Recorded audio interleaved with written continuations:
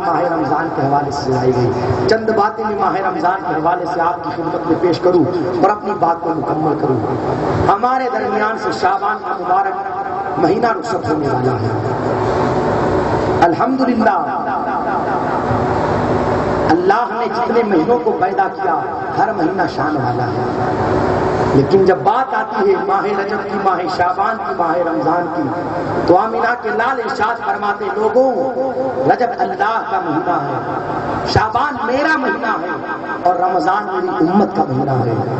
شعبان کے آخری ایام، ان آخری ایام میں میرے آقا صلی اللہ علیہ وسلم اپنے صحابہ کو خطبہ دیا کرتے تھے اور ارشاد فرماتے میرے صحابہ میں تمہیں نہ بتاؤں کہ وہ مبارک مہینہ آنے والا ہے کہ جس مبارک مہینے میں اللہ تبارک و تعالی نفل کا ثواب فرض کے برابر کر دیتا ہے اور ایک فرض کا ثواب 27 فرضوں کے برابر کر دیا کرتا ہے. میرے آقا فرماتے صحابہ کیا میں تمہیں نہ بتاؤں اس مہینے کے بارے میں کہ جس مہینے کی شان یہ ہے کہ اللہ تبارک و تعالی مومنوں کے رزق میں برکتیں عطا کر دیتا ہے. میرے صحابہ میں تمہیں نہ بتاؤں اس مہینے کے بارے میں کہ جس مہینے کے اندر اللہ تبارک و تعالی ایک مسلمان کے دل میں دوسرے مسلمان کے حوالے سے ہمدردی پیدا کر دیا کرتا ہے. کیا میں تمہیں نہ بتاؤں اس مہینے کے بارے میں کہ جس مہینے کے اندر اللہ تبارک و تعالی مومنوں کے دلوں میں سخاوت کا جذبہ پیدا کر دیتا ہے. صحابہ عرض کرتے ہیں یا رسول اللہ آپ بتائیے وہ کون سا مہینہ ہے؟ آقا ارشاد فرماتے صحابہ وہ مہینہ کوئی اور مہینہ نہیں بلکہ رمضان شریف کا مہینہ ہے. ایسا بابرکت مہینہ ہے کہ جس مہینے کے اندر اللہ تبارک و تعالیٰ کی برکتوں کا نزول ہوتا ہے، رحمتوں کا نزول ہوتا ہے. آپ دیکھو نا کیسی برکتیں اس ماہ مبارکہ میں اللہ تبارک و تعالیٰ کی جانب سے ہمیں ملا کرتی ہے. یار وہ بندہ جس کے گھر میں پورے 12 مہینے کبھی اچھی غذا ہمیں دیکھنے کو نہیں ملتی، مہینوں گزر جاتے ہیں، جس کے گھر میں کوئی اچھا پکوان نہیں پکتا، لیکن یہ ماہ رمضان کی برکتیں ہیں. جب رمضان شریف کے مہینے میں ہم اس کے گھر میں جا کر کے دسترخوان پر دیکھتے ہیں تو اچھی سے اچھی غذا اس کے دسترخوان پر نظر آتی ہے اور ایک کئی پھل اس کے دسترخوان پر موجود رہتے ہیں.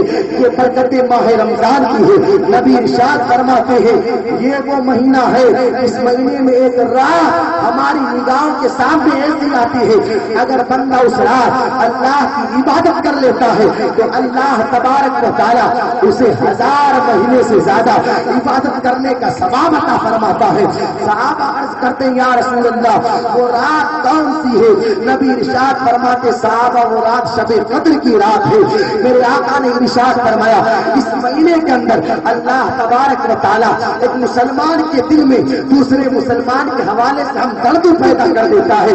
مجھے بتاؤ نا کیسی ہمدردی اس مہینے کے اندر ایک مسلمان کے دل میں دوسرے مسلمان کے حوالے سے پیدا ہو جاتی ہے. یہ دسترخوان لگا ہوا، لوگ افطاری کرنے کے لیے دسترخوان پر بیٹھے ہیں. ایک بندہ ہے جس کے ہاتھ میں کھجور ہے، وہ بندہ اگرچہ اور مہینوں میں بڑا کنجوس تھا، 1 روپیہ بھی خرچ نہیں کرتا تھا، لیکن ماہ رمضان میں دسترخوان پر بیٹھا ہے، ہاتھ میں ایک کھجور ہے، اس کے پاس میں دوسرا انسان بیٹھا جس کے پاس کھجور نہیں. اب ہمدردی کا عالم یہ ہے اس کے پاس ایک کھجور اس نے 2 ٹکڑے کیے، آدھی اسی کھانے کو دے دی، آدھی اپنے پاس رکھ لی اور کہا تم بھی افطار کر لو میں بھی افطار کر لیتا ہوں. یہ جذبہ اس ماہ مبارکہ میں اللہ تبارک و تعالیٰ مومنوں کے دلوں میں پیدا کر دیتا ہے. ایسا بابرکت مہینہ ہماری نگاہوں کے سامنے آنے والا ہے. نبی ارشاد فرماتے ہیں ایک عشرہ جس کا رحمت کا ہے، ایک عشرہ جس کا مغفرت کا ہے اور ایک عشرہ جہنم سے آزادی کا ہے. ایسا بابرکت مہینہ اگر نفل نماز بندہ ادا کرے اللہ ثواب فرض نماز کا عطا فرمائے، اور اگر فرض نماز ادا کرے اور دنوں میں 27 نمازیں ادا کرنے کا ثواب وہ شان اس ماہ مبارکہ کی ہے. ہماری ذمہ داری بنتی ہے وہ مہینہ آ رہا ہے ہم اس مہینے کی قدر کریں، اس مہینے کا احترام کریں، ماہ رمضان کا استقبال کریں. یار تقریباً 3 یا 4 دن بچے ہیں، ماہ رمضان آنے والا. ایمانداری سے بتانا کہ ہمارے معاشرے میں کوئی چرچا ہے کہ رمضان آنے والا ہے؟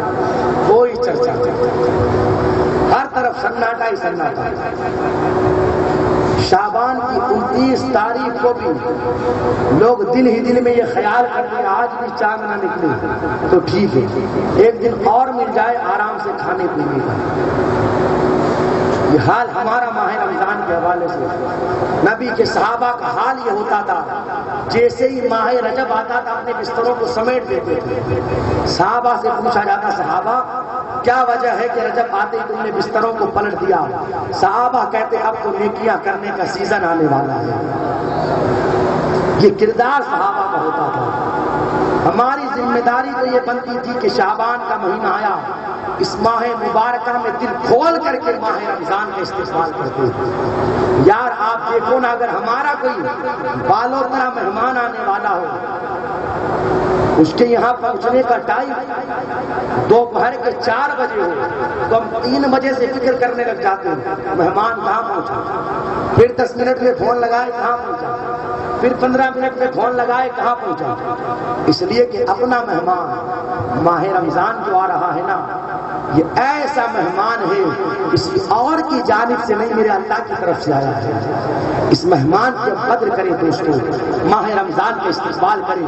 اس کا استقبال ہاتھوں میں مالا لے کر کے نہیں کرنا ہے، بلکہ اس کا استقبال تو ہمیں اپنے آپ کو نمازی بنا لینا ہے، سنتوں کا پابند کر لینا ہے، اپنے آپ کو مصطفیٰ کے طریقے کے مطابق ڈھال لینا ہے۔ اس طریقے سے ہمیں ماہ رمضان کا استقبال کرنا ہے۔ ماہ مبارک آئے ہم یہ ارادہ کر لیں انشاءاللہ رمضان کے سارے روزے رکھیں گے، انشاءاللہ ساری کی ساری نمازیں پڑھیں گے، اور الحمدللہ تراویح کو ہم پابندی کے ساتھ ادا کریں گے۔ ایسا نہیں یہ ذہن لے کر کے جائیں گے کہ جس مسجد میں سب سے پہلے تراویح ہوگی ہم اس مسجد میں جائیں گے۔ یہ لوگوں کی سوچ رہتی ہے، یہ تلاش کرتے علم طرح کہاں ہوگی۔ پورا سال گزر گیا پیارے، اب تو قرآن سن لے، اب بھی تجھے علم ترائی یاد آئی؟ پورا سال ہو گیا یار، کم سے کم اب تو قرآن سن لے۔ تو تلاش کرتے ایسی جگہ کہ کون سے امام صاحب سب سے جلدی باہر نکال دیتے مسجد سے، پتہ چل جائے کہ وہ امام صاحب ہیں جو سب سے پہلے مسجد سے باہر نکال دیتے ہیں، تو سارے کے سارے لوگ وہیں پر بھیڑ اکٹھی کر دیتے ہیں۔ اپنے گریبانوں میں جھانک کر کے دیکھو کہ ہمارا دل رمضان شریف میں بھی مسجدوں میں نہیں لگ رہا ہے۔ آخر ہم نے ایسا کون سا پاپ کر رکھا ہے، ایسا کون سا جرم کر رکھا ہے کہ ماہ رمضان میں تو بڑے سے بڑا پاپی بھی سارے گناہوں کو ترک کر کے اپنے آپ کو بارگاہ خدا میں لا کر کے ڈال دیتا ہے۔ ہم سے کون سا پاپ ہو گیا کہ ماہ رمضان میں بھی ہمارا دل مسجدوں میں لگنے کے لیے تیار نہیں؟ ایسی مسجدیں تلاش کریں کہ جہاں پر تراویح سب سے پہلے ہوتی ہے، اور استغفر اللہ حالات یہ رہتے ہیں جیسے ہی چاند نظر آیا تو پوچھتے حضرت حافظ صاحب آ گئے؟ آ گئے۔ حافظ صاحب اسپیڈ سے تو پڑھتے ہیں، اسپیڈ سے تو اسپیڈ کتنی کی ہوگی؟ ہم نے کہا تو ٹرین میں سفر کرنے کے لیے جا رہا ہے یا تراویح پڑھنے کے لیے جا رہا ہے؟ بے شرف اسپیڈ تو ٹرینوں کی پوچھی جاتی ہے، گاڑیوں کی پوچھی جاتی ہے، تو تراویح والے کی اسپیڈ پوچھ رہا ہے۔ قرآن کو اس طرح پڑھا جائے کہ سننے والوں کی سمجھ میں آئے۔ مذاق ہو رہا ہے یا قرآن پڑھا جائے؟ تو یہ ہماری ذہنیت رہتی ہے۔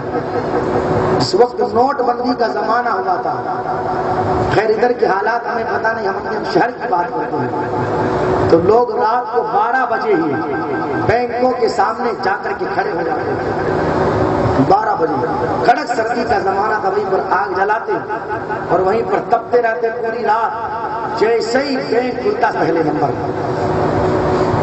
دیکھو ہماری نظروں میں دنیا کی کتنی قدر ہے پیاروں، پوری رات لائن میں کھڑے رہے، اور جب بات تراویح کی آتی ہے حافظ صاحب 12:15 پڑھتے ہیں، اسے بھی ہم برداشت کرنے کے لیے تیار ہیں، اور تراویح کے بعد آج 5 منٹ زیادہ ہو گئے، آج 10 منٹ کم ہو گئے۔ یہ ہمارے حال اور ہم سے بڑا اللہ اور اس کے رسول سے محبت کرنے والا کوئی نہیں. اسی کہتے محبت کرنے والا. جو محبت کرنے والے رہتے ہیں پھر وہ صرف سوا گھنٹہ تراویح میں کھڑے ہو کر کے یہ شکایتیں نہیں کرتے ہیں کہ یار آج 5 منٹ 10 منٹ زیادہ ہو گئے، بلکہ جو واقعی میں محبت کرنے والے رہتے ہیں ان کی شان یہ رہتی ہے ایک پاؤں پر کھڑے ہو کر کے قسم خدا کی 15 سال تک پوری رات قرآن مقدسہ کی تلاوت. شان ان کی ہوتی ہے جو واقعی میں محبت کرنے والے ہوتے ہیں. ماہ رمضان ہماری نگاہوں کے سامنے آ رہا ہے، اس کی ہم قدر کریں، نمازوں کی پابندی کریں. ایسا نہیں چاند نظر آیا تو ہوتا یہ 3-4 دن تک تو لوگ مسجدوں میں فل رہتے ہیں. اب جیسے ہی 5واں 6واں 7واں دن ہے اب کم ہونا شروع، اور 15 آتے آتے تو پتہ نہیں کہاں چلے جاتے سارے. اور پھر جب شب قدر آنے والی رہتی ہے تو پھر مسجدیں فل ہو جاتی ہیں، اور جیسے پھر عید کا چاند نظر آیا تو پھر سب خالی، اور پھر پتہ نہیں سال بھر تک کہاں جاتے ہیں. پھر جب رمضان کا چاند نظر آتا ہے تو پھر واپس نظر آتے ہیں. یہ ہمارے حالات ہیں. ایسا نہ کرے دوستوں، ہم مسلمان ہیں. ایسا نہیں کہ صرف ماہ رمضان میں ہمارے اوپر نمازیں فرض ہیں، پورے سال 5 وقت نماز ہمارے اوپر فرض ہے. نمازوں کی پابندی کرے، پابندی کے ساتھ روزوں کو رکھے. یہ عذر نہیں چلنے والے. حضرت گیسٹرک کی بیماری ہے، کیا بتائیں 15 ساڑھے 15 گھنٹے کا روزہ ہو رہا ہے. گرمی اتنی تیز، ہاں دھوپ اتنی تیز، ہم اتنا کام کرتے ہیں اتنا کام کرتے ہیں. یار یہ ماہ رمضان میں شکایتیں تیری زبانوں پر کیسے آ جاتی ہے؟ صحابہ کی زندگی کا مطالعہ کر. رمضان شریف کے روزے بھی رکھتے ہیں اور جنگ بدر بھی کرتے ہیں، رمضان کے روزے بھی رکھتے ہیں اور جنگوں میں شرکت بھی کرتے ہیں. یہ صحابہ کا انداز ہوتا تھا. آج ہمارا حال یہ دکانوں پر بیٹھنا رہتا ہے لیکن بندہ پھر بھی روزہ نہیں رکھتا.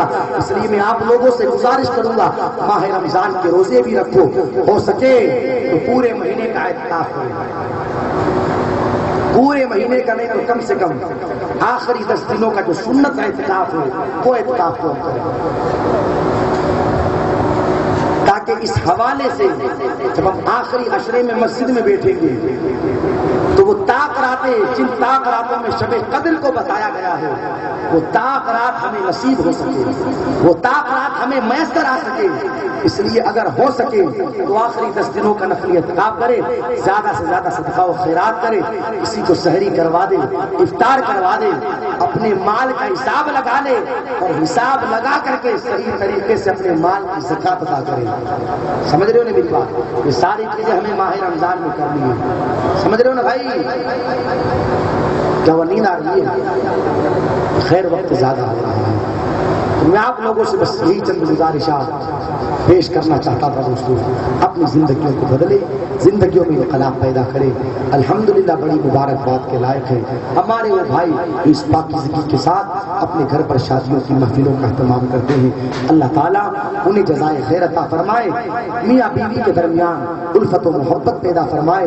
اور مولا کریم صرف میاں بیوی نہیں بلکہ ان محفلوں کے صدقے طفیل دونوں خاندانوں کے درمیان اتفاق و اتحاد پیدا فرمائے. ماہ رمضان ہماری نگاہوں کے سامنے آنے والا ہے. مولا کریم ہمیں اس ماہ مبارکہ کی قدر کرنے کی توفیق عطا فرمائے.